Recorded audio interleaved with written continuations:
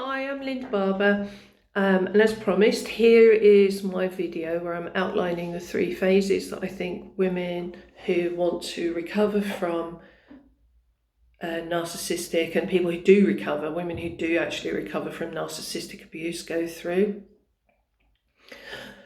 So the first phase, I think, is really understanding that there is nothing wrong with you. Anybody who's been in any kind of emotionally abusive or physically abusive situation will have been told over and over again in 100 different ways why you're the problem and what is wrong with you. And if only you did this, or you didn't do that, or you said this, or you didn't say that, everything would be fine.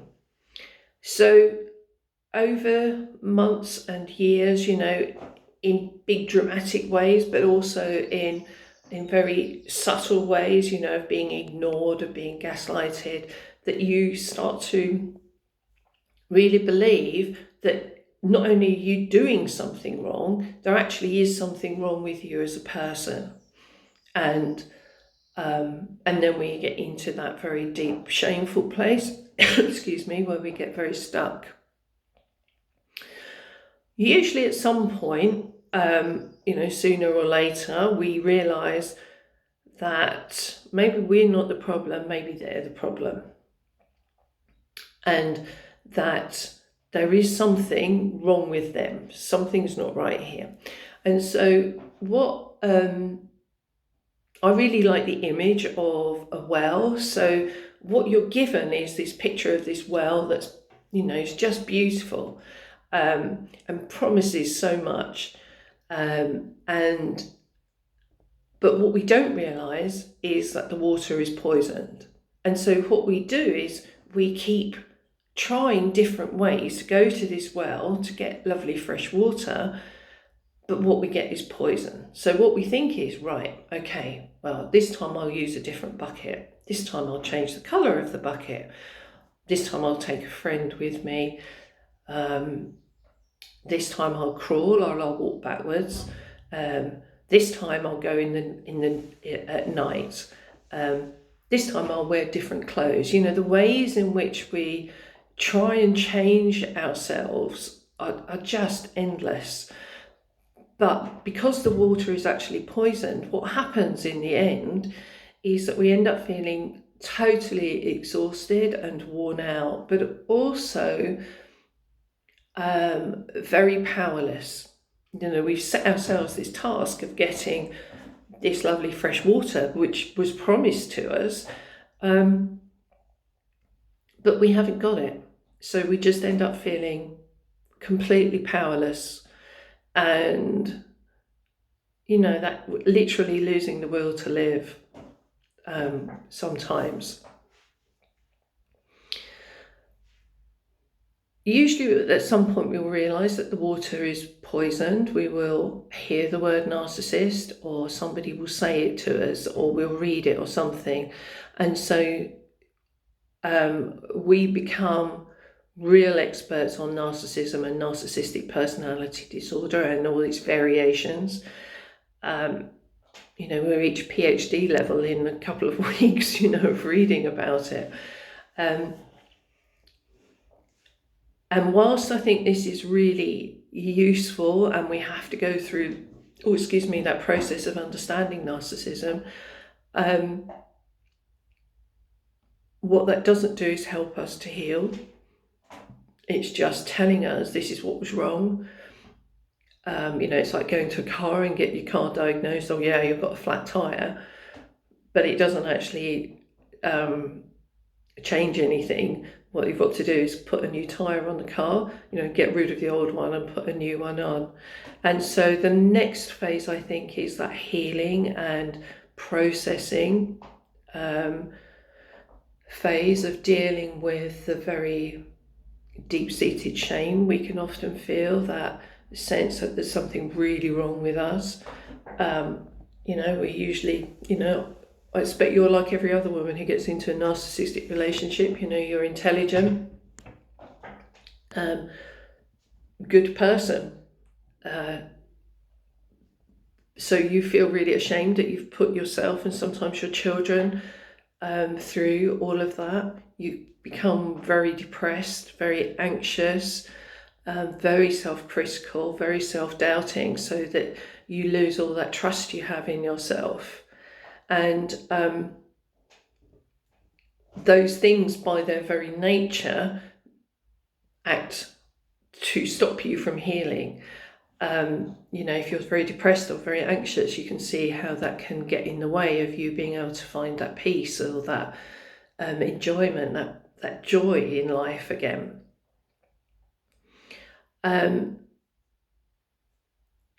The other thing is that we need to do is to be able to get rid of all the stuff that's been dumped on us by the narcissist. They're very good because they don't take responsibility for themselves and the things they do. What they do is they dump it all onto you, and so you're left holding all of this stuff that doesn't really belong to you. So lots of beliefs, lots of feelings that you need to sift through and get rid of what doesn't belong to you and deal with what actually does belong to you. For any of you that are reading about boundaries and codependency, very many women who get into these relationships are not particularly codependent or don't particularly have bad boundaries when they get into these relationships. But for those of you that did have them before you got in to this kind of a relationship, you can bet your bottom dollar that it's 1,000 times worse. And so we may need to deal with the old stuff that meant you got into that relationship in the first place, and also deal with the stuff that doesn't belong to you. It may belong with your parents, it may belong with your partner, wherever it's come from. And the other thing is that what we need to learn to do in order to free ourselves and heal ourselves from these kinds of relationships is to give up all those coping and survival strategies that you will have learned. So when you're with a narcissist, it's a pretty good thing to be vigilant, to be really hyper aware, to have that level of adrenaline so that you can read what's going to happen and hopefully divert it, because you don't know when the next thing is going to happen, what's going to provoke it, how they're going to behave, because it doesn't make sense to you what they're doing. It's very confusing. You learn to live with these very high levels of anxiety, which are useful in that situation. Being depressed is useful. Not doing anything, not saying anything, not looking at anybody is really useful way to survive in those situations. Constantly criticizing yourself and keeping yourself, biting your tongue all of the time, not saying anything, is a really useful thing to be able to do. But when you come out of these relationships, out of a narcissistic relationship, those things are not helpful, but it's really hard for your mind and your body to understand it doesn't need to be in survival mode anymore, that actually it's okay to relax, it's okay to do things, it's okay to have a point of view, it's okay to express how you feel, it's okay for you to want something, because all of those things in a narcissistic relationship just get used against you, and so you stop them,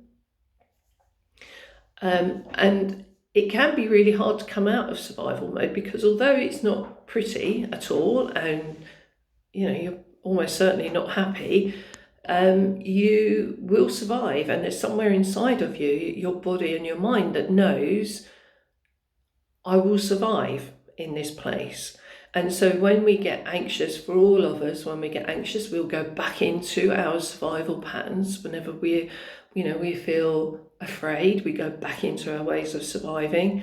And so one of the things we need to do is to be able to give up those ways of surviving and to find new, different, healthier ways to survive. You may already have them from before you were in that relationship, but if you haven't, you need to start to learn what that really means for you now and how you can do that now without constantly having to be in survival mode.